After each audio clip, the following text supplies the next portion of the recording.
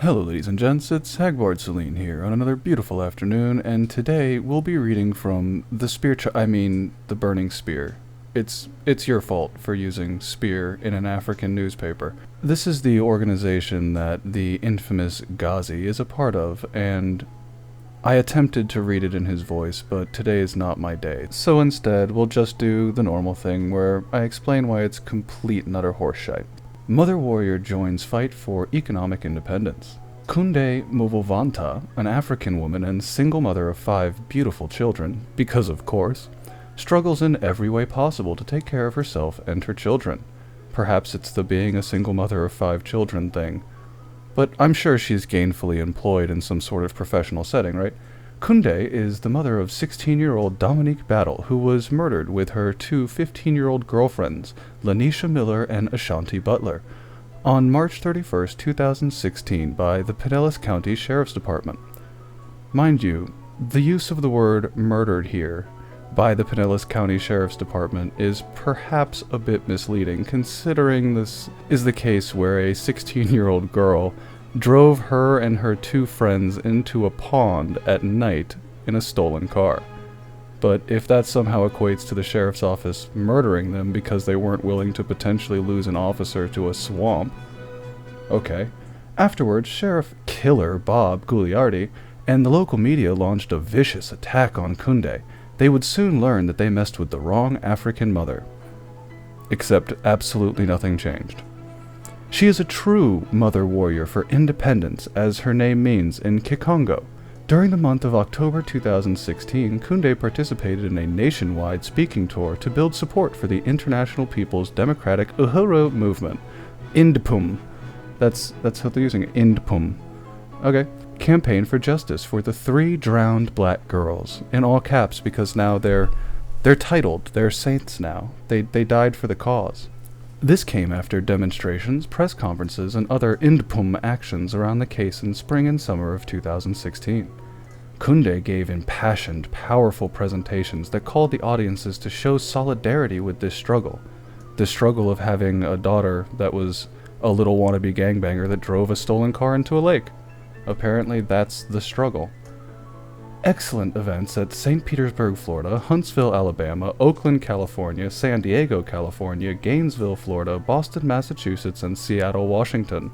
That's quite the tour, considering 2 of those are heavily African American populated cities in California and Florida, and 1 in Alabama. Seattle, Washington's because if a black person says they want to throw an event in Seattle, they just say, yes, just do it, please, we'll even give you the money.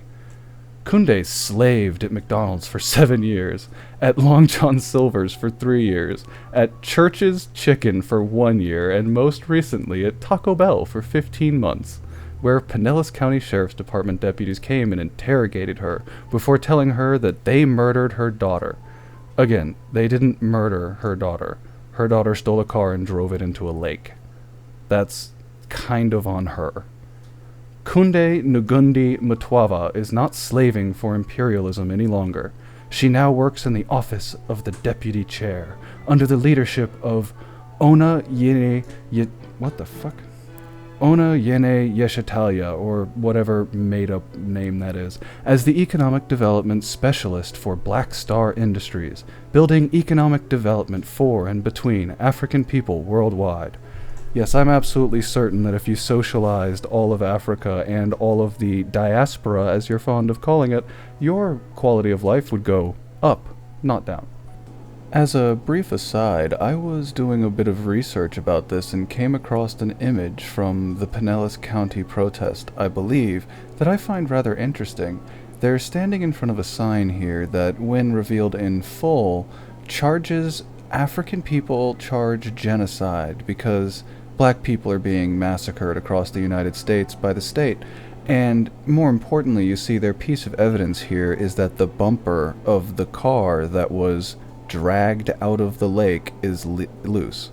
Amazing. This is conspiracy levels I never expected to see. It's like they don't understand that the bumper could have caught on its way into the lake or been torn off when being towed out, that it isn't evidence that the police pushed the car into the lake. What an absurd proclamation. There's dash cam footage, for Christ's sake. Black economic power. Somehow we pivoted to this because I believe she was freed from her imperialist slavers at Church's Chicken and Taco Bell to work for this long-standing and quite successful organization that for sure will ensure the future of her children. I'm absolutely certain of it. She has economic security now. The office of the deputy chair is responsible for bringing the African working class into political life through our economic development institutions. I would like you to point to any of those. Please, a functioning economic development institution that you guys have put in place. I'd love to see it. It is building a foundation that will feed, clothe, and house all of our people.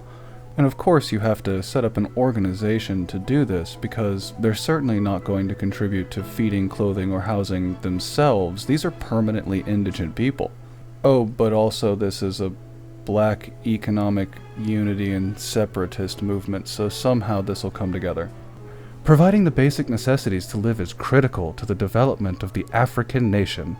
You know, it's always those in the diaspora that discuss this concept of an African nation, because people in Africa don't particularly care for that concept.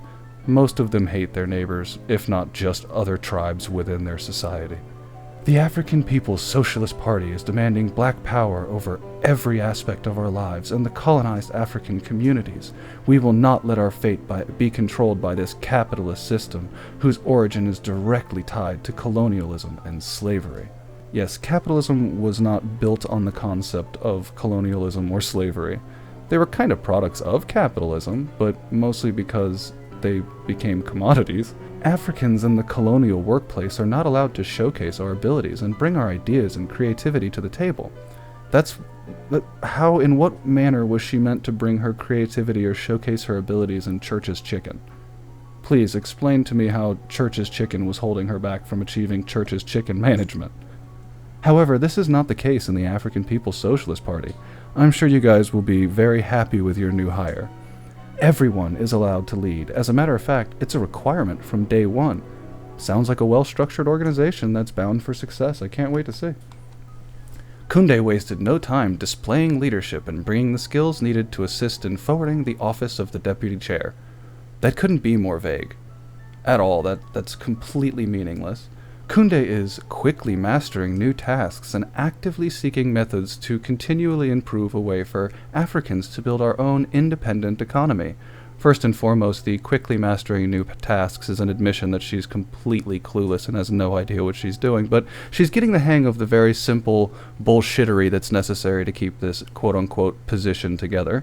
And as for this own independent economy, please do. Feel free, but just know that would mean you can't accept white money. And I imagine that might affect your ability to do large-scale business. Do as Kunde. Join the office of the deputy chair. Use your skills and leadership to build African economic development and self-determination. Uhuru, the political and economic are one.